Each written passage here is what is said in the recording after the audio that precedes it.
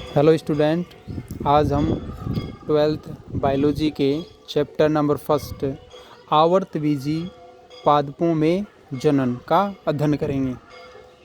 सबसे पहले अपन बात करते हैं आवर्तबीजी कि आवर्तबीजी क्या होते हैं। तो आवर्तबीजी क्या होते हैं? ऐसे पादप जिनके बीजों के चारों ओर आवरण पाया जाता है, उन पादपों को आवर्तबीजी पादप कहते हैं। यानी कि ये कोई बीज है और इस बीज के चारों तरफ क्या होगा? आवरण होगा। यानी कि कोई फ्रूट है और उस फ्रूट के अंदर क्या पाए जाएं? बीज पाए जाएं, या बीज के चारों तरफ फल का क्या पाया जाए? आवरण पाया जाए।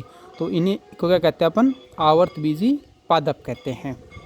जो आवर्तबीजी पादप होते हैं उनकी मुख्य रूप से दो विशेषताएं होती हैं। एक तो उनके अंदर पीडी एकांतरण पाया जाता है और दूसरा पुष्प, यानी कि उनके अंदर क्या लगते हैं? पुष्प लगते हैं।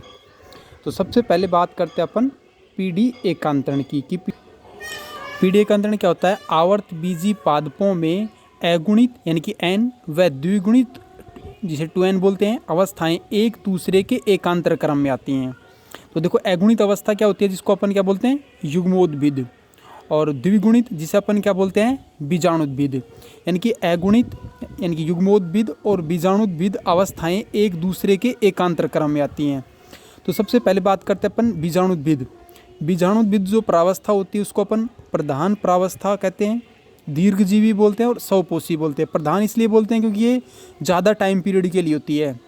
दूसरा, दीर्घजीवी लंबे टाइम के लिए होती है, यानी कि ये मुख्य अवस्था होती है इसलिए प्रधान अवस्था। ज़्यादा टाइम के लिए होती है दीर्घजीवी। और स्वपोषी यानी कि खुद पे ही डिपेंड होती है पोषण के लिए, दूसरे पर ये डिपेंड नहीं होती है। दूसरी बात करें अपन युग्मोद्भिद अवस्था। युग्मोद्भिद अवस्था जिसे अपन अगुणित अवस्था भी कहते हैं, ये अल्पजीवी होती है, कम टाइम पीरियड के लिए होती है और अल्पासित हो जाती है, यानी कि जल्दी क्या होती है? नष्ट हो जाती है। जो युग्मोद्भिद अवस्था होती है वो मुख्य रूप से किस पे डिपेंड होती है? बीजाणुद्भिद अवस्था पे डिपेंड होती है। यानी कि बीजाणुद्भिद अवस्था के बाद ही युग्मोद्भिद अवस्था आती है और ये मुख्य रूप से किस पे डिपेंड होती है? बीजाणुद्भिद अवस्था पे डिपेंड होती है। जो बीजाणुद्भिद अवस्था जिसे अपन द्विगुणित अवस्था कहते हैं, वो जाइगोट से शुरू होती है। यानी कि युग्मनज के बाद भ्रूण बनता है, उसके बाद बीज बनता है, पादप बनता है। तो ये सारी की सारी अवस्थाएं क्या हैं? बीजाणुद्भिद अवस्थाएं हैं। उसके बाद पुष्प लगेगा और पुष्प के अंदर नर जायांग और मादा जायांग के रूप में, जैसे पुंकेसर हो गया और स्त्रीकेसर हो गया, इन दोनों को अपन क्या बोलते हैं? अगुणित अवस्था या युग्मोद्भिद अवस्था बोलते हैं। अब अपन बात करते हैं आवर्तबीजी पादपों में जन्म। जो आवर्तबीजी प्लांट होते हैं उनके अंदर मुख्य रूप से दो प्रकार से रिप्रोडक्शन होता है। एक तो एसेक्सुअल रिप्रोडक्शन और एक सेक्सुअल रिप्रोडक्शन, अलैंगिक जनन और लैंगिक जनन। तो नंबर फर्स्ट अपना है एसेक्सुअल रिप्रोडक्शन, अलैंगिक जनन। तो अलैंगिक जनन के अंदर क्या होता है कि ना तो अर्धसूत्री विभाजन होता है और ना ही युग्मक संलयन की क्रिया होती है। यानी कि अलैंगिक जनन के अंदर ना तो अर्धसूत्री विभाजन होता है और ना ही युग्मकों का संलयन होता है, इसलिए इसको क्या बोलते हैं? अलैंगिक जनन कहते हैं। जो अलैंगिक जनन है, इससे जो उत्पन्न जो संतति होगी वो अपने जनक से आनुवंशिक व आकार की लक्षणों में क्या होती है? समान होती है। और इसके लिए एक शब्द का यूज करते हैं अपन, क्लोन। इस शब्द का यूज करते हैं, क्लोन। तो अलैंगिक जनन के अंदर उत्पन्न संतति को अपन क्या कहते हैं? क्लोन। क्यों? क्योंकि ये आनुवंशिक और आकार के लक्षणों में जनक से क्या होती है? समान होती है। अब अपन बात करते हैं अलैंगिक जनन के प्रकार। जो अलैंगिक जनन होता है वो मुख्य रूप से दो प्रकार का होता है। एक तो अनिषेक बीजता और एक कायिक जनन। नंबर फर्स्ट है अनिषेक बीजता। अनिषेक बीजता में पादपों का निर्माण तो बीजों के द्वारा ही होता है, किंतु बीजों के निर्माण में अर्धसूत्रण यानी कि अर्धसूत्री विभाजन व युग्मक संलयन नहीं होता है। यानी कि जो पादप बनेगा वो पादप तो बीज के द्वारा ही बनेगा, किंतु उस बीज के निर्माण में अर्धसूत्री विभाजन व युग्मक संलयन की जो प्रोसेस होती है वो नहीं पाई जाती है, इसलिए इसको क्या बोलते हैं? अनिषेक बीजता कहते हैं। दूसरा है कायिक जनन। कायिक जनन किसे कहते हैं? एक किसी भी जो पादप का निर्माण अगर बीज के अलावा यानी कि बीज के अलावा पौधे के कायिक भाग के रूप में क्या हो सकता है? जड़ हो सकता है, तना हो सकती है, पत्तियां हो सकती हैं, टहनियाँ हो सकती हैं या फिर शाखा हो सकती है। अगर इनमें से किसी भी भाग के द्वारा नए पादप का क्या होता है, विकास होता है। तो उस जनन को अपन बोलते हैं कायिक जनन। जैसे अपने पास ये कोई प्लांट है और इसकी ये रूट्स हैं, स्टेम है और ये शाखाएं हैं। इन शाखाओं के द्वारा या फिर रूट के द्वारा नए पादप बनते हैं, तो उसे अपन क्या कहते हैं, कायिक जनन। और कायिक जो पार्ट, यानी कि कायिक पार्ट के रूप में जड़ तना हो गया, ये पार्ट जो नए पादप का निर्माण करता है उसको क्या कहते हैं अपन, प्रवध कहते हैं। तो प्रवध किसे कहते हैं, कायिक भाग जो नए पौधे का निर्माण करता है उसे क्या कहते हैं अपन, प्रवध कहते हैं। नेक्स्ट अपना कायिक जनन के प्रकार। अभी कायिक जनन हो गया। ये कायिक जनन मुख्य रूप से दो प्रकार से हो सकता है। एक तो प्राकृतिक कायिक प्रवर्धन, नेचुरल वेजिटेटिव प्रोपेगेशन, तो प्राकृतिक कायिक प्रवर्धन, और दूसरा होता है कृत्रिम कायिक प्रवर्धन, आर्टिफिशियल वेजिटेटिव प्रोपेगेशन। तो सबसे पहले अपन बात करते हैं प्राकृतिक कायिक प्रवर्धन।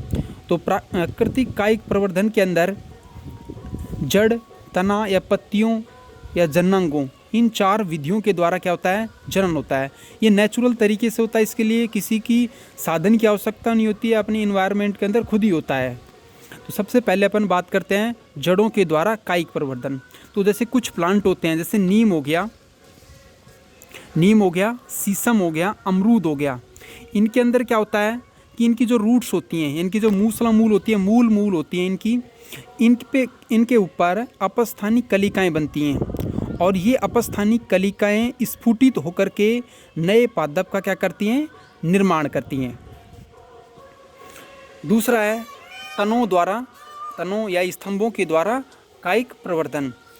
तो देखो, जो स्तंभ जो हो गए, वो स्तंभ क्या होते हैं, तने रूपांतरित होकर के और एक नए पार्ट बनाते हैं। एग्जाम्पल के रूप में तना, जैसे आलू है अपने पास, आलू के अंदर जो तना था इसका, यानी कि मुख्य रूप से अपन जो आलू के अंदर जो यूज़ करने वाला पार्ट होता है वो क्या होता है, इसका स्तंभ भी होता है, तना ही होता है। तो तना रूपांतरित होकर के, जिसको अपन नाम क्या दे दिया, रूपांतरित होने के बाद कंद, और वो कंद क्या बनाता है, नया पादप बनाता है। जैसे एग्जाम्पल के रूप में ये अपने पास कोई आलू है और इस आलू पर हल्के हल्के से क्या बन जाते हैं, कंद बन जाते हैं, जिन्हें अपन आलू की आँखें भी बोलते हैं। जब इनको अपन काट करके अगर किसी अन्य स्थान पर उगा देते हैं तो ये क्या बनाता है, एक नए आलू के पेड़ का या पादप का निर्माण करते हैं। इसी तरह अदरक के अंदर जो रिप्रोडक्शन होता है वो प्रकंद के द्वारा होता है, लहसुन में सलकंद के द्वारा होता है, अरबी में घनकंद के द्वारा होता है, और घास के अंदर ऊपरी बूझतारी के अंदर के द्वारा स्तंभ या तना कायिक प्रवर्धन होता है।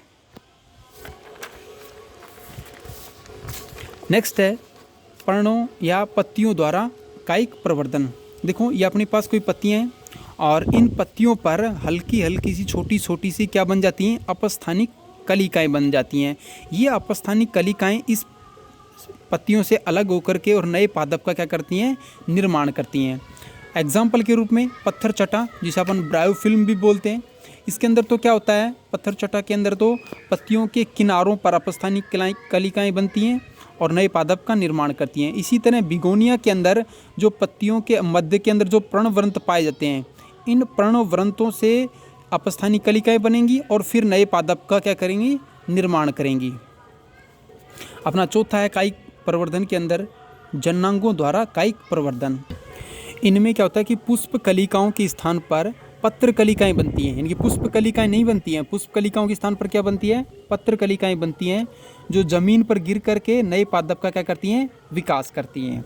तो ये तो हो गया अपना प्राकृतिक कायिक प्रवर्धन। दूसरा अपन बात करते हैं कृत्रिम कायिक प्रवर्धन, आर्टिफिशियल वेजिटेटिव प्रोपेगेशन। तो इस प्रकार के जो कायिक प्रवर्धन होता है ये मानव के द्वारा होता है और अपने व्यावसायिक उत्पादन के लिए पादपों में किया जाता है।